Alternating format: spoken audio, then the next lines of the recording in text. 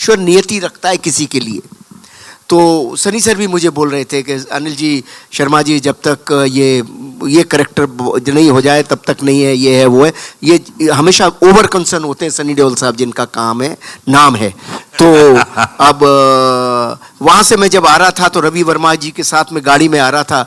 रवि वर्मा को मैं बोल रहा था, यार बड़ा मुश्किल हो गई है यार, नेगेटिव करेक्टर नहीं मिला, फिल्म की डेटें हो गई है, क्या करूँ, कुछ समझ नहीं आ रहा है। तो उन्होंने मुझे एक वीडियो दिखाया साउथ की फिल्म का, और वो कुछ उसमें पंडित वंडित बने हुए थे। तो मुझे वो सीन बड़ा अच्छा लगा। मैंने कहा ये बंदा है कौन? बोले उसी वक्त इन बंदे से फ़ोन पे बात करा दी। मैंने कहा कल तुम आके मिलो, मैं सुबह पहुंच रहा हूँ बॉम्बे, कल आके मिलो। और मुझे बहुत अच्छा लगा। फिर मैंने सनी सर से इनकी मीटिंग कराई। सनी सर ने भी मुझसे कहा कि हाँ, ये हिंदी भाषा तो इनको बहुत अच्छी आती है, शर्मा जी आप जरा टेस्ट वगैरह ले लो।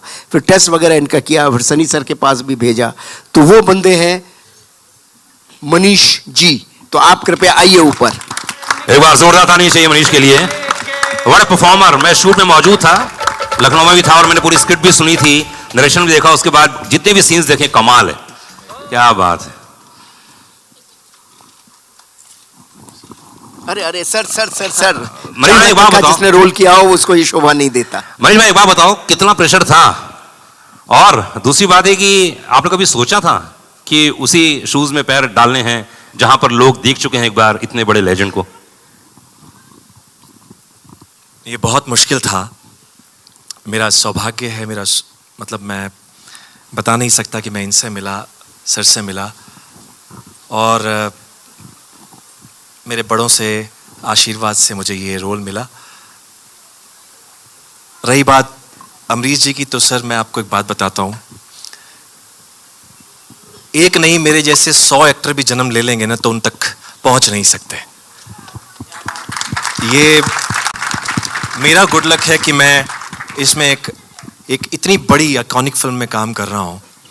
जो ये डर आज भी आप मेरे चेहरे पर देख रहे होंगे, तो ये सर हैं और सनी सर हैं, इनके गाइडेंस में इतना आसान होता चला गया कि मुझे पता ही नहीं चला कि मैं क्या काम कर गया। तो मुझे ऐसा लगता है कि मैं काम कर गया।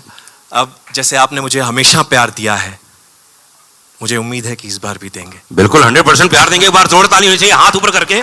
Thank you so much. और अब मैं बुलाने जा रहा हूँ स्टेज पर। हाँ, थोड़ा जल्दी करना है ना। जी, आदेश आया है, थोड़ा जल्दी करना है, बारिश हो रही है। गौरव चोपड़ा जी हैं जी, मिथुन जी को बुलाया जाए। एक बार जोरदार ताली चाहिए मिथुन जी के लिए, जिन्होंने इसका म्यूजिक। मिथुन, इस म्यूजिक के बारे में बताइए, क्योंकि मुझे याद है कि हम लोग जब घर में सिटिंग में बैठते थे तो अधिकतर ये चर्चा होती थी कौन सा ऐसा यंग म्यूजिक डायरेक्टर है जो इस पूरी फिल्म को, इतनी पुरानी आइकॉनिक फिल्म को जस्टिफाई कर सके। आइए प्लीज। तो आपको चुना गया। इस फिल्म के गानों के बारे में बताइए। इम्तिहान कहाँ है भाई? ये देखिए दरमियान सिंह का भतीजा। ऊपर आओ, ऊपर बालकनी में जाओ सब लोग, भाई लोग। या मिथुन आइए। अरे ऐसा मत करो भाई। आदित्य, बहुत बढ़िया लगा तेरा गाना। हाँ भाई, या आप सभी को नमस्कार। मुझे जब मेरी पहली मीटिंग हुई अनिल जी के साथ में, देखिए एज अ कंपोज़र, एक संगीतकार होने के नाते आजकल जो ब्रीफ दिया जाता है वो होता है कि रील के अंदर जो है गाना बैठ जाना चाहिए। जी। तो ये बिल्कुल क्रिएटिविटी के विपरीत है। तो मुझे इस बात की बहुत खुशी हुई जब मैं अनिल जी से मिला। उन्होंने मुझसे हुक लाइन नहीं मांगी, उन्होंने मुझसे ट्रेंडिंग, आजकल जो वर्ड है, हम जब रियाज करते थे कभी तो हमने ट्रेंड सुना भी नहीं, ये क्या होता है जी। पर मुझसे अनिल जी ने ट्रेंडिंग नहीं मांगा, उन्होंने मुझसे इंस्टाग्राम फ्रेंडली म्यूजिक नहीं मांगा। उन्होंने मुझे कहा कि मुझे गदर 2 के लिए आत्मा चाहिए। क्या बात है। तो ये जो एक दर्शन था, ये बहुत बड़ा था। और मैं खास रूप से एक्नॉलेज करना चाहूँगा अलका जी को और उदित जी को, क्योंकि मुझे लगता है कि इनके बिना गदर 2 का संगीत अधूरा होता हो। इसमें 2 गाने तो हम लोग देख रहे हैं भाई, और बहुत ही कमाल के नए तरीके से, नए अंदाज में पेश किया है जी। मैं चाहूँगा कि आपके आर्टिस्ट तो हैं यहाँ पर, मैं चाहूँगा कि थोड़े से आपका आदेश हो तो थोड़ा सा गुनगुना दें। बिल्कुल। आदित्य यहाँ पर है। आदित्य आइए, माइक्रोफोन ले।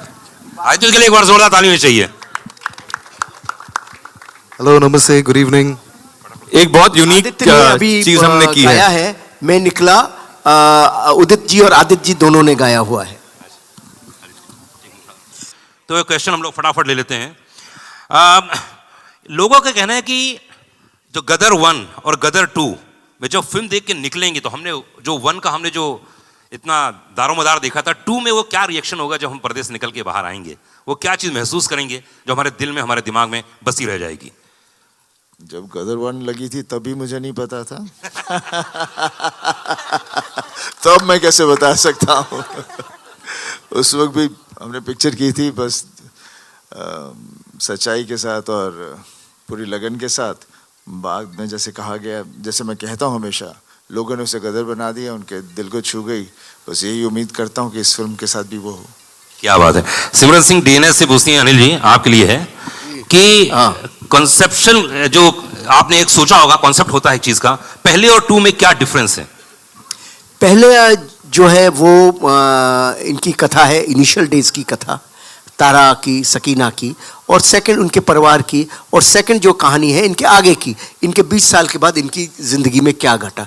तो ये एक तारा सकीना के परिवार की कहानी है, जो इनकी ज़िंदगी में, तारा सिंह की ज़िंदगी में पहले क्या घटा और बाद में तारा सिंह और सकीना की ज़िंदगी में बाद में क्या घटा। तो एक पारिवारिक कथा है जो कि आगे बढ़ती चली जा रही है, समझे ना। जैसे हम महाभारत की बात करें, रामायण की बात करें, तो वो कथा कंटिन्यूस चलती है।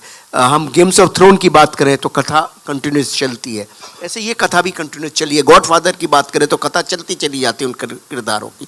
तो उन किरदारों की कथा है, और क्योंकि वो किरदार लोगों के दिलों में बैठे हुए हैं, इसलिए लोग उनसे बहुत कनेक्ट करते हैं और उनके हंसने, बोलने, रोने में हर तरह से उनके साथ जुड़ जाते हैं। सुमित ने कहा है कि जिस तरह से पहली गदर 1 प्रेम कथा थी, तो गदर 2 क्या है? गदर 2 भी परिवार के प्रेम की कथा है। वो पहले तारा सकीना की कथा थी, अभी परिवार के प्रेम की कथा है। किंजल शाह अहमदाबाद मिरर से भेजा उन्होंने कि सनी देओल से पूछना चाहती हैं कि जो अधिकतर लोग जो पहले फिल्म देख चुके हैं और इस फिल्म में वो कौन कौन से मोमेंट आने वाले हैं जब भारत देश प्राउड महसूस करेगा, क्या क्या होने वाला है? देखिए, फिल्म मुकम्मल एक होती है जिससे देखकर आदमी पूरा वो जोश के साथ निकलता है बाहर।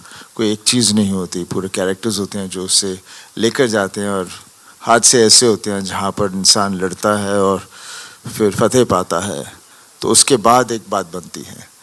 तो गदर में भी, हमारी 2 में भी वैसा ही है। एंड में जाकर जिस तरह से एक सेटिस्फैक्शन मिलती है, तो मुझे पूरा यकीन है लोगों को बहुत पसंद आएगी। क्या बात है। उत्कर्ष शर्मा, आपके लिए क्वेश्चन है, किंजल शाह का ही है। उन्होंने कहा कि आपके जीवन की शुरुआती, करियर की शुरुआत ये फिल्म है। अगर आप अपने जीवन में कौन सी 2 चीजें ऐसी जो सीखी हैं करियर की शुरुआत में ये फिल्म करने के बाद सनी पाजी और अनिल जी के साथ में, वो क्या क्या चीजें, 2 चीजें? सनी सर के साथ जो एक चीज़ सीखी है कि जब आप स्क्रीन पे, जब आप कैमरा के सामने उनके साथ होते हैं तो आपको एक्टिंग करने की ज़रूरत नहीं है।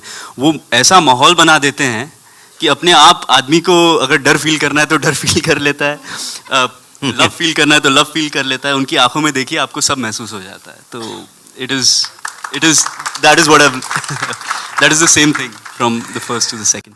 ओके, संपिता एवीपी डिजिटल से भेजी है, सनी देओल के लिए क्वेश्चन पूछा है उन्होंने कहा कि ओटीटी का ज़माना चल रहा है, फिल्में रिलीज हो रही हैं और इतनी सारी फिल्में आती हैं, लेकिन ये लोगों के दिलों में गदर 1 दिलों में छाई हुई थी, और अब जो आ रही गदर 2, लोगों ने आज ट्रेलर देखा है, टीजर पहले देख चुके हैं, तो ये जो पूरा इम्पैक्ट बनता है सनी देओल की फिल्म से ही, क्यों ऐसा लगता है कि यार यही हिंदुस्तान के लिए प्रतिनिधित्व कर रहा है? नहीं, मेरे करके नहीं होता, ये कैरेक्टर्स होते हैं जो हम प्ले करते हैं। जैसे तारा सिंह जो है, मेरे को लगता है तारा सिंह एक ऐसा कैरेक्टर बन गया है, जहाँ भी किसी को कुछ भी करना हो वो हमेशा तारा को देखता है, क्योंकि इस तारा की एक सिंप्लिसिटी है, तारा की एक प्यार है अपनी फैमिली के लिए, परिवार के लिए, और उसकी जो ताकत है, जब कुछ भी आंच आ जाए परिवार के ऊपर तो फिर कोई चीज़ छोड़ता नहीं, सब फाड़ देता है। जो हर आदमी चाहता है। बॉलीवुड बबल से रशिता शाहनी बोलती हैं कि गदर 1 ने तो बॉक्स ऑफिस पर तोड़ फोड़ कर दिया था, जबकि शुरुआती तौर पे जैसे इन्होंने कहा है गदर को दूसरा नाम दिया गया था, अमीशा ने कुछ समय पहले बताया, तो बॉक्स ऑफिस के हिसाब से गदर 2 के बारे में क्या सोचते हैं, क्या होगा? सनी बाजी। देखिए, आप मुझसे वही सवाल पूछी जा रहे हैं बार बार। मेरा यही हमेशा कहना होता है कि गदर जो बनी थी, लोगों ने गदर बनाई, मैं बस यही उम्मीद करता हूँ कि इससे भी वो गदर बनाए और पूरी उम्मीद है कि बन जाएगी, बाकी 11 तारीख को देखेंगे। जिस तरह से लेकिन जो एम्बियंस है, जिस तरह से लोग इसका इंतज़ार कर रहे हैं, मुझे लगता है वो ज़रूर उनको छुएगी, बिकॉज ऑलरेडी क्लिप्स आ चुके हैं जिसके साथ वो कनेक्ट हो रहे हैं। हमारे गाने, हमारे इमोशंस, जो चीज़ें आ रही हैं, मिथुन ने म्यूज़िक इतना अच्छा दिया है, और भी गाने हैं जो बहुत ही अच्छे गाने हैं जो आगे आके आप सुनेंगे। बिकॉज पिक्चर की ताकत हमेशा सिर्फ एक नहीं होती, लेकिन पूरी कहानी होती है, इमोशंस होते हैं, तो उसके साथ म्यूज़िक बहुत इंपॉर्टेंट रोल होता है। और मेरे ख्याल से म्यूज़िक की वजह से पूरी चीज़ें जुड़ जाती हैं। भाई लिख के दे दो मुझे यार, मैं सब पढ़ रहा हूँ इन लोगों के। हाँ जी, पूछिए। हाँ जी, पूछिए।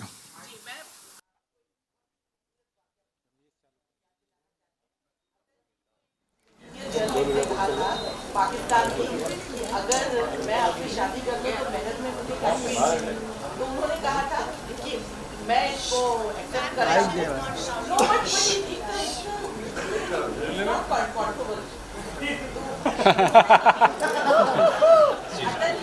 ने कहा कि मैं बिल्कुल इसके लिए तैयार हूँ, लेकिन मुझे दहेज में पूरा पाकिस्तान।